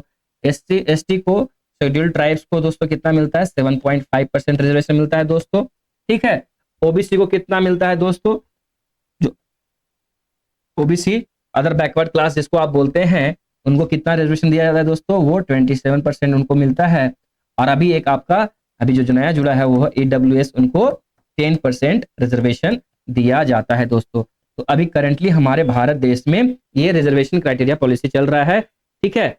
इनको इतने परसेंट, एसटी को 15%, एसटी को 7.5%, ओबीसी को 27% और ईडब्ल्यूएस को, ठीक है, 10% रिजर्वेशन दिया जाता है दोस्तों, ठीक है ना। तो ये कहीं ना कहीं आपके सोशल जस्टिस के बारे में बात करता है। फिर राजनीतिक में वही है कि एक वोट का वैल्यू एक व्यक्ति के पास एक ही होता है, one person one vote one value, ठीक है। तो क्या हुआ, आप इसमें क्या देखने को मिलता है कि राजनीतिक में देखोगे तो ऐसा नहीं है कि अमीर व्यक्ति को एक वोट देने जाएगा तो उसका काउंट 2 होगा, नहीं, चाहे अमीर वोट करे या फिर गरीब वोट करे, ठीक है ना। तो एक वोट का वैल्यू एक ही होगा, one person one vote one value, इसको आप ध्यान रखेंगे तो इसी को बोलते हैं पॉलिटिकल जस्टिस, ठीक है। बाकी आप आर्थिक न्याय में देखेंगे, सरकार बहुत तरह की योजनाएं चलाती है, मनरेगा या फिर मुफ्त राशन बांटना, ताकि जो गरीब लोग हैं उनके पास सुविधाएं पहुंच सके और वो अपनी जिंदगी को अच्छा कर सके, ठीक है ना, वो गरीबी से भी बाहर आ सके। तो नेक्स्ट जो हमारा है आजादी, जो लिबर्टी है, नेक्स्ट जो हमारा प्रियम्बल में जो पढ़ना है कीवर्ड दोस्तों वो है लिबर्टी। लिबर्टी किसके बारे में बात करता है, सोचने, बोलने, विश्वास, आस्था और पूजा की, ठीक है। तो आपको इन सब चीजों से आजादी दी जाती है, सोचने की आजादी, बोलने की आजादी, ठीक है, विश्वास है, आस्था की आजादी, पूजा करने की आजादी, ठीक है, ये सब आजादी आपको दिया जाता है, ये प्रियम्बल में मेंशन किया गया है। तो इसका मतलब वही है कि आजादी का मतलब है बिना किसी दखल के सोचने, बोलने, विश्वास करने, किसी भी धर्म को मानने और पूजा करने की आजादी, ठीक है ना, आपको दी जाती है। तो आपके ऐसा नहीं कि आपको कि अपना कुछ भी बोलना हो, कुछ भी सोचना है तो कोई दूसरा व्यक्ति आपको इंटरफेयर कर रहा, नहीं, आपको अपने पास है, सोचने की आजादी है, बोलने की आजादी, कुछ भी पूजा, आप जिस धर्म को मानते हैं उस धर्म को मानने की आजादी है, जिस धर्म की पूजा करते हैं उस धर्म की पूजा करने की भी आजादी आपको दी जाती है, ठीक है ना। नेक्स्ट जो हमारा जो दोस्त कीवर्ड है वो है बराबरी, ठीक है। ये स्थिति और मौके के बारे में बात करता है। इक्वालिटी बराबरी मतलब आपके यहाँ पे जो नेक्स्ट आपका प्रियम्बल में जो पढ़ना है दोस्तों, नेक्स्ट सेक्शन है वो है आपका बराबरी, जिसको आप इक्वालिटी बोलते हैं, ठीक है ना। ये स्थिति और अपॉर्चुनिटी के बारे में बात करता है, स्टेटस एंड अपॉर्चुनिटी, ठीक है। तो ये क्या बात करता है दोस्तों, बराबरी कहाँ मिलना चाहिए आपको। बराबरी का मतलब है कि हर नागरिक का बराबर दर्जा, जन्म से कोई उच्च नीच नहीं होगा, ठीक है, और बिना किसी भेदभाव के बराबर मौके नौकरी शिक्षा वगैरह में होनी चाहिए, ठीक है ना। तो यहाँ पे वही बात कर रहे हैं कि आपसे कि जन्म से मतलब हर एक व्यक्ति क्या होगा, सम्मान होगा, आपस में भेदभाव नहीं होना चाहिए जन्म से, ठीक है ना। जैसे बाई बर्थ आपने देखा होगा कि लेटर वैदिक पीरियड्स में आपने देखा होगा, पढ़ा होगा कि जन्म से बाई बर्थ कर दिया गया था कि जन्म से ही ये बेटा जैसे जो भी है जिस स्कूल में वो जन्म लेगा उस स्कूल से वो जाना जाएगा, ठीक है ना। तो यहाँ पे मना किया गया है कि बराबरी का मतलब यहाँ पे यही है कि कोई भी व्यक्ति, ठीक है ना, जन्म से ही ऊंच नीच नहीं कहलाएगा, सभी लोग समान होंगे। या फिर आपका नौकरी शिक्षा वगैरह में सभी को समान तरीके से देखा जाना चाहिए, सबको इक्वल मौका मिलना चाहिए दोस्तों, ठीक है। ठीक है, तो आप अगर बराबरी के बारे में देखेंगे तो आर्टिकल 14 आपके, ठीक है ना, इक्वालिटी बिफोर लॉ के बारे में बात करता है। आर्टिकल 16 जो मैंने बात किया था कि सरकारी नौकरी में आपको रिजर्वेशन के बारे में आर्टिकल 16 अनुच्छेद 16 बात करता है दोस्तों, ठीक है। नेक्स्ट जो है आपका है जिसमें पढ़ना है आपको कीवर्ड प्रस्तावना में, वो है भाईचारा, ठीक है ना। लिबर्टी इक्वालिटी एंड फ्रेटर्निटी, ठीक है, लिबर्टी इक्वालिटी फ्रेटर्निटी, ये जो तीन शब्द है याद रखिएगा दोस्तों, ठीक है ना। ये हमने कहां से लिया है, अडॉप्ट किया है। अगर आपको प्रियम्बल में ये क्वेश्चन पूछ दे, ठीक है, पूछा जा इंपॉर्टेंट मेरे को लग रहा है ये चीज, ठीक है ना। तो ये पूछा भी जा सकता है कि लिबर्टी जो है, लिबर्टी इक्वालिटी एंड फ्रेटर्निटी, ये हमने कहां से अडॉप्ट किया है प्रियम्बल में, ये हमने फ्रेंच रेवोल्यूशन से। आपने अगर फ्रेंच रेवोल्यूशन पढ़ा हो हिस्ट्री में तो वहां से हमने फ्रांस की क्रांति से हमने क्या लिया है, हमने प्रियम्बल में लिया है लिबर्टी इक्वालिटी एंड फ्रेटर्निटी, ठीक है ना। इन तीन शब्दों को हमने कहां से लिया है, अडॉप्ट किया है दोस्तों अपने प्रियम्बल में, प्रस्तावना में, वो लिया है हमने, वो लिया है फ्रांस से दोस्तों, ठीक है। नेक्स्ट चलते हैं दोस्तों, इसमें क्या बात करता है दोस्तों, इसमें वही बेसिकली आपके भाईचारे की बात करता है। फ्रेटर्निटी का मतलब होता है ब्रदरहुड, हमें आपस में भाईचारे के साथ रहना है दोस्तों, ठीक है ना। फॉर एग्जाम्पल मैंने पहले समझा दिया कि हमारे यहाँ कोई भी दिवाली हो, कोई भी त्योहार आता है, चाहे दिवाली ईद क्रिसमस, ठीक है, हम एक साथ मिलकर मनाते हैं दोस्तों, ठीक है। किसी के साथ हम लोग भेदभाव नहीं करते हैं, ठीक है, हम सभी त्योहार आपस में मिलकर मनाते हैं। हेट स्पीच, ठीक है, देशद्रोह के खिलाफ कानून एकता और व्यक्तिगत सम्मान की रक्षा करते हैं, ठीक है ना। हम लोग हेट स्पीच को, ठीक है, देखते नहीं है। नेक्स्ट जो हमारा है आपका, इसमें वही बात कर अपनाएं, लागू करें और खुद को दे, ठीक है ना। तो हमने वो अडॉप्ट किया गया था, आपने जो प्रेम्बल में कहा गया था, इस कहावत का मतलब है कि भारत के लोग खुद इस संविधान को अपना रहे हैं और खुद को दे रहे हैं, यह किसी राजा या विदेशी ताकत द्वारा थोपा नहीं गया है। तो लास्ट वाला जो इंपॉर्टेंट 11वां कीवर्ड जो है वो बात क्या किसमें करता है, वो बात करता है कि ये जो संविधान है, ठीक है, जो प्रियम्बल में आपका मेंशन किया गया है, तो ये जो संविधान हम क्या कर रहे हैं, अपना रहे हैं, ठीक है, खुद के लिए, ठीक है, ये किसी राजा या किसी तीसरे कंट्री से के द्वारा थोपा नहीं गया है, इसको हमने ही बनाया है, भारतीय संविधान को, ठीक है, भारत के जनता ने ही मिलके बनाया है दोस्तों।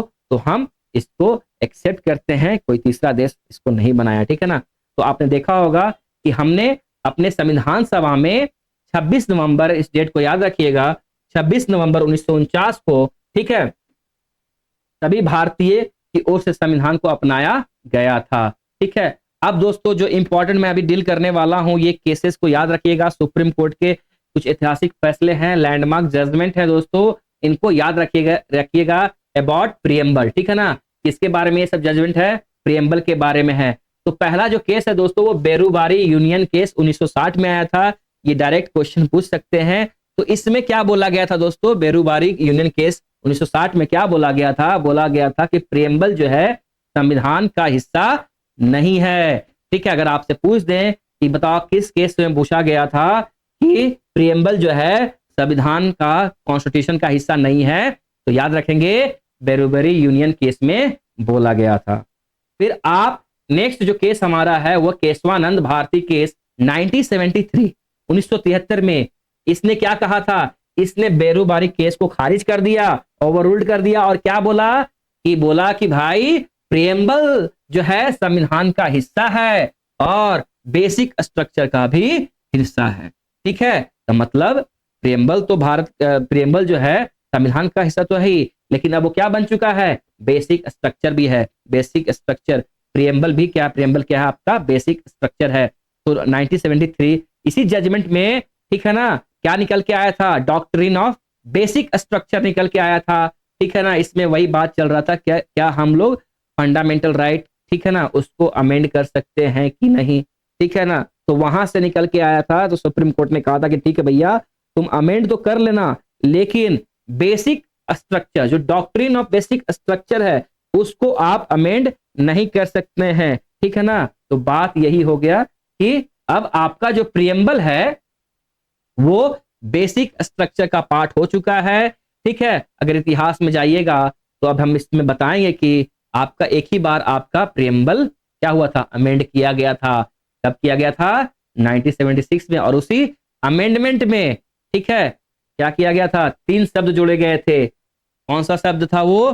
सोशलिस्ट, सेकुलर और इंटीग्रिटी। इन शब्दों को, इन तीनों शब्दों को इसी, ठीक है, अमेंडमेंट 42वां संशोधन से जोड़ा गया था दोस्तों। ठीक है, नेक्स्ट जो है केस है आपका स्ट्रक्चर LIC ऑफ इंडिया बनाम कंज्यूमर एजुकेशन, 1995 में आया था दोस्तों।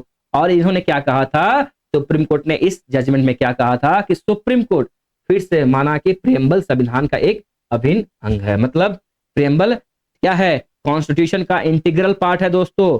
ये इस केस में भी बोला गया था, LIC ऑफ इंडिया। इस केस को याद रखिएगा, इसमें अगर पूछ दे तो किस केस में आपको बताया गया है कि प्रिएम्बल संविधान का इंटीग्रल हिस्सा है, तो आप structure of LIC of India के केस को याद रखिएगा। नेक्स्ट जो आपका केस है, लास्ट जजमेंट है, ये है SR बोमई केस 1994। ठीक है ना, SR बोमई केस 1994, ये भी आपके प्रिएम्बल के बारे में जजमेंट दिया गया था। और इसमें जो कहा गया था कि सेकुलरिज्म जो प्रिएम्बल में है वो बेसिक स्ट्रक्चर का हिस्सा है। मतलब सेकुलरिज्म भी क्या है? आपका बेसिक स्ट्रक्चर का हिस्सा है। तो जो बेसिक स्ट्रक्चर का हिस्सा है, आप उसको अमेंड नहीं कर पाओगे। ठीक है, नोट। अब नोट में एक कुछ पॉइंट्स है जो याद रखिएगा, जो इंपॉर्टेंट है, ठीक है, आपके एग्जाम के लिए। तो इसमें क्या रखना है? कोर्ट ने माना कि प्रिएम्बल में दिए गए संविधान के बेसिक एलिमेंट्स या फंडामेंटल फीचर्स जो हैं आर्टिकल 368 के तहत, ठीक है ना, आप अमेंड से बदला नहीं जा सकता। मतलब बेसिकली ये बात कर रहे हैं कि जो प्रिएम्बल दिए गए हैं, आप आर्टिकल 368 से आप उसको चेंज नहीं कर सकते हैं, क्योंकि प्रिएम्बल क्या बन चुका है? बेसिक स्ट्रक्चर बन चुका है। तो बेसिक स्ट्रक्चर को आप अमेंड नहीं कर पाओगे। ठीक है, नेक्स्ट जो मैंने बोला था ये इंपॉर्टेंट है, जो आपको मैंने कहा था कि देखो लास्ट में मैं बताऊंगा कि जो आपका 42वां संशोधन है, इसमें, ठीक है, 42nd अमेंडमेंट 1976 को, बहुत इंपॉर्टेंट है ये, हर जगह क्वेश्चन पूछते हैं, यूपीएससी का भी प्यारा है, हर पीसीएस में भी पूछा जाता है। ठीक है, तो इसमें 3 शब्द जोड़े गए थे हमारे प्रिएम्बल में। ठीक है, तो पहला जो था आपका क्या था दोस्तों? ये पहला था दोस्तों आपका सोशलिस्ट। ठीक है दोस्तों, पहला जो शब्द इसमें जोड़े गए थे सोशलिस्ट जोड़ा गया था। दूसरा आपका जो था दोस्तों सेक्युलर जोड़ा गया था दोस्तों। ठीक है, और थर्ड जो है ना दोस्तों वो आपका इंटीग्रिटी। ये 3 शब्द आपके प्रिएम्बल में जोड़े गए थे। इनको रट जाइए, रट्टा मार लीजिए। ठीक है ना, बहुत ही महत्वपूर्ण है ये। ठीक है, एग्जाम में पूछे जा सकते हैं दोस्तों। ठीक है, तो ये कब? 1976 में। ठीक है दोस्तों, अब हम लोग आज का जो चैप्टर है ये चीज को याद रखिएगा। ठीक है ना, तो ये अब आपके नीचे वाले जो पार्ट हैं, जो ये दोनों माध्यम में है। ठीक है, आपके हिंदी और इंग्लिश में, तो आपको मैटर दोनों में दिया गया है। जो इंग्लिश माध्यम के विद्यार्थी हैं वो आप इंग्लिश वाले मैटर को देख सकते हैं। ठीक है ना, तो आज का हम सेशन दोस्तों यहीं समाप्त करते हैं। ठीक है ना दोस्तों, तो आई होप कि आपको ये सेशन अच्छा लग रहा होगा, ठीक है। और जो भी मैं पॉइंट्स आपके नोट्स में मैं ला रहा हूँ, पढ़ा रहा हूँ, वो बहुत ही इंपॉर्टेंट है, ठीक है। आपके प्रीलिम्स के पर्सपेक्टिव से इंपॉर्टेंट है। आप कुछ पॉइंट्स जो नोट्स में लिखाया है, ठीक है, कुछ पॉइंट्स मैंने केवल हाईलाइट करके रखा हुआ है, उन और कुछ केसेस को आप याद कर लीजिएगा दोस्तों, ठीक है ना। क्वेश्चन बन सकता है, ठीक है। चलिए चलिए दोस्तों, आज का और नेक्स्ट क्लास में जब हम मिलेंगे दोस्तों, तो हम लोग मेकिंग ऑफ द कॉन्स्टिट्यूशन से शुरुआत करेंगे, ठीक है। वहां से भी क्वेश्चन बनता है दोस्तों, मेकिंग ऑफ द कॉन्स्टिट्यूशन से, और सोर्सेस पूछते हैं कि बताओ कि हमने अपने संविधान में कहां से कौन सी चीजें अडॉप्ट करी है, ठीक है। तो हम लोग अगर कल नेक्स्ट क्लास में मिलेंगे तो हम लोग मेकिंग ऑफ द कॉन्स्टिट्यूशन को देखेंगे, ठीक है, और सोर्सेस को देखेंगे, ठीक है दोस्तों। चलिए तब तक लिए थैंक यू।